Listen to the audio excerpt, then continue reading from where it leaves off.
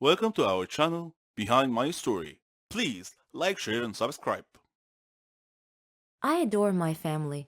I adore our get-togethers, our joking around, our meals, everything. I can't imagine my life without them. But one day, I almost killed them all. No, I'm not insane, I assure you, so don't worry. I'll tell you what happened. My name is Ginger. I'm 18 years old. As you can see, I'm wearing an apron. This is because I love to cook. I like all things kitchen related. My happiest moments are when I see my family eating a meal together. I always cook for them. They enjoy it too, and they support me. They let me try different dishes from different countries. I like to listen to their opinions about my cooking skills. I'm also addicted to cooking programs. One day, my cousin Charlotte came to visit before Thanksgiving Day. She likes to dress all in black, and today was no exception. For some reason, she had called me earlier and asked me if I had ever heard of Thanksgiving's Day curse. I said no, of course, so she told me that the curse applied to large families who ate a big meal together on Thanksgiving. The curse was the result of an evil spirit named Vicky, who would possess the cook's body in some family's household and poison the whole family. She said that Vicky used to be a housewife who was a great cook and who loved her family, and yet she poisoned them all during Thanksgiving meal. She watched them die one by one, and then she killed herself as the grand finale. At first, I thought Charlotte was joking and trying to scare me, and I told her that it was nonsense, just an old wives' tale. But she said that every legend was usually based on facts. I paused for a second. That was partly true. I went to my room and searched the internet and found the same information about the curse that she had relayed to me, which frightened me even more. Vicky was just like me, or was it the opposite? I stopped myself from getting deeper into this. I needed to focus on preparing the meal. On Thanksgiving's Day, my father bought some groceries, which included a white bottle of liquid. I presumed it to be milk, though it smelled a little weird. But I thought it was my imagination. My aunt called and said she would be arriving a few minutes later, so I had to hurry and finish the meal quickly. My finishing touch was dessert. It was going to be pumpkin candy. I prepared it using the milk that Dad bought. After everyone had arrived, I served dinner. We all sat down and prayed before the meal. Then, everyone started eating. Things were going well. Everyone was chatting merrily and complimenting me on the food. I was overjoyed, but somehow I couldn't shake this feeling that something was wrong. I looked at Charlotte, but she smiled supportively. Suddenly, one by one, the people around the table started clutching their stomachs and groaning in pain. The last thing I remember before I lost consciousness was my brother calling the ambulance. When I woke up later, I was lying in a hospital bed alongside all my family members, who were also lying in the hospital bed.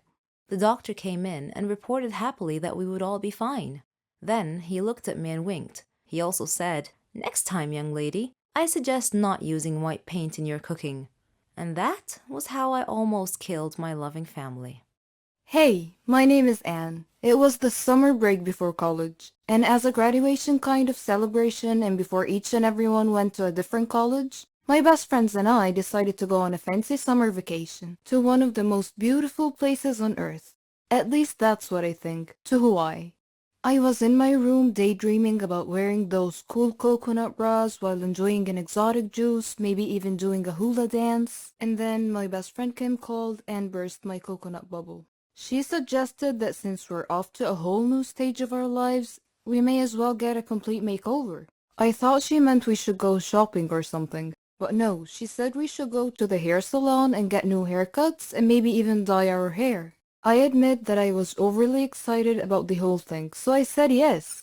My normal hairdresser was on annual leave. She has always cut my hair exactly how I describe it. I love her. However, she has been gone for a while, and we couldn't wait any longer for a haircut, so I made an appointment with another hairdresser at the same salon.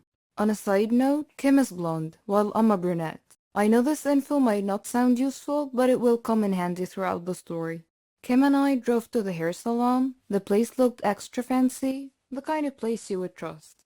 We went inside all giggly like we were 12. We were actually 18 at the time. Anyways, we were greeted by a really nice lady.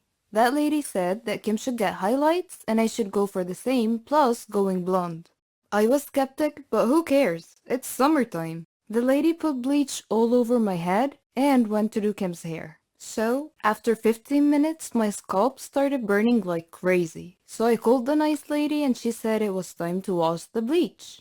As she was washing my head, her smiley face went poker. Chunks of my now orange hair were all over the sink. Kim looked at me and her eyes got as big as my head. The lady asked me not to freak out and that she could cover the bald spots with a really short haircut. The lady asked me not to freak out and that she could cover the bald spot, and so she started cutting my hair. So far, so good. Then she snips a huge section out of the front of my hair saying that she was framing my face. At this point, it was too late to say anything. The haircut was just hideous. Not me at all, and especially not what I asked for. So I told her that I hated it. She felt really bad and I started to tear up because it was seriously so ugly. And now that I was stuck with a really bad haircut, I tried to calm myself that maybe the color will turn out okay. And then she put the dye on my hair and it turned my hair green. The only solution now was to become a redhead. And that was just a no for me. I don't have the complexion of a redhead. Our boyfriends were actually going to pick us up from the salon, and just imagining the look on Nick's face made me cry and laugh at the same time. Rachel played it really cool, and even her highlights did not go so well. But that incident was just one of a kind. I ended up with the weirdest hair color ever. It was like I was half mermaid, half dragon. This did not stop us from enjoying our summer break though. It was actually a good source of jokes for a long time. This is Tina and this is a story about me and my biological mother. My mother is sitting in the cafe of a garden center, staring at her cup of tea. I'm over the other side of the shop looking at some strawberry preserves. I want to attract her attention, but the word mom sticks in my throat. I use it so infrequently. Instead of calling out, I just walk over and show her the jam. Ever since I left home 15 years ago, the relationship between my mother and me has worsened. In hindsight, it was never very good to start with, but it's taken 15 years of counseling and soul searching to realize that. The fact of it is that my mother and I don't like each other much. We don't hate each other, we're just sort of indifferent. There, I've said it, indifferent. Saying it feels like committing some sort of crime. My mother and I live hundreds of miles apart. And in the case of most of my friends, this should mean that visiting home should be a time of joy and excitement. Instead, they are weekends of tense, polite conversation, both of us desperately searching for something in common to talk about. And that is usually what she's currently watching on television. As a 20-something woman, I'm constantly surrounded by reminders that my mom should be my best friend.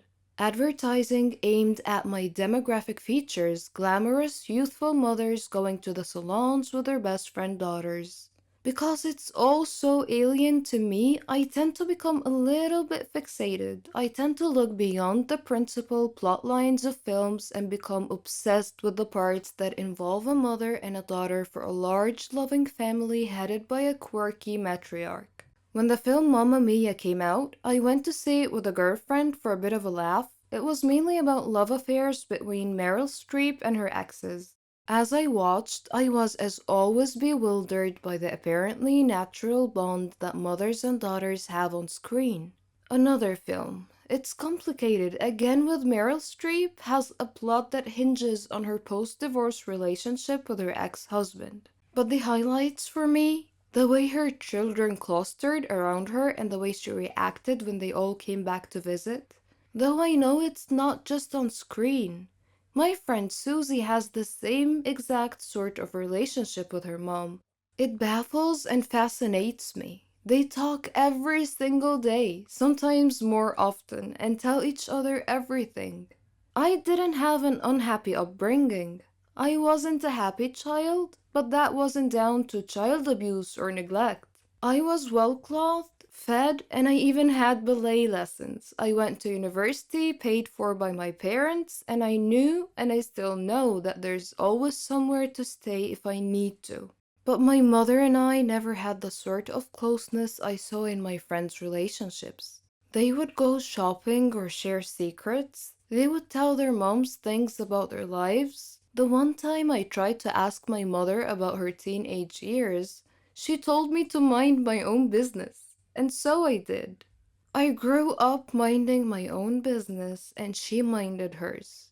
I left home as soon as possible and met my now husband at university, and he quickly stepped into the role of best friend and emotional support giver.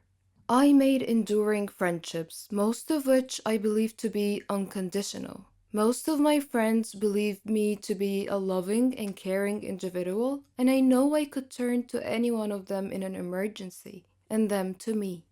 Yet, I cannot remember the last time my mother and I hugged, even though I hug my friends all the time, and the very thought of it makes me cringe. My mother is the last person I go to in a crisis. She is certainly the last person to whom I would tell a secret or a problem. And if I'm honest, I don't need to anymore, as I have my own friends now. But my lack of a close friendship with her bothers other people a lot. When I say that I don't have a close relationship with her, they ask whether we fight a lot. But no, I don't recall ever having a fight with my mother. That would entail caring enough to bother. I used to go through phases of worrying about it and trying to repair the damage, but all the while I was aware that I was doing it for other people. I visit infrequently, but I visit.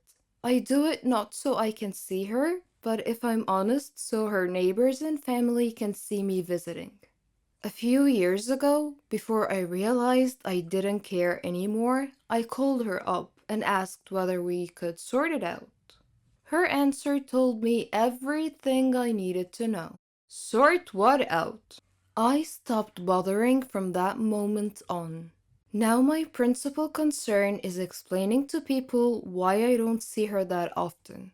And I feel guilty for not really having a good enough reason. My parents weren't divorced. My father died a few years ago. There has been no huge family dispute. There's no big skeleton in anyone's cupboard. Well, not mine anyway. I recently went to see a nurse for a routine appointment, and she asked a host of questions about my mother. Eventually, I had to confess that I didn't know half the answers. She asked whether I could find out. My heart sank as I imagined having to give away a detail of my life, such as why I was going to the nurse, to my own mother. Mother's Day is a nightmare. Trying to find a card that doesn't say my mother is my best friend or the best mother in the world or my heroine is not easy, let me tell you. Others try to fix it for me. Why don't you book a spa weekend for your mom? The very thought of my mother agreeing to or enjoying something like that is just laughable. Or they ask, why don't you go for counseling? This would be all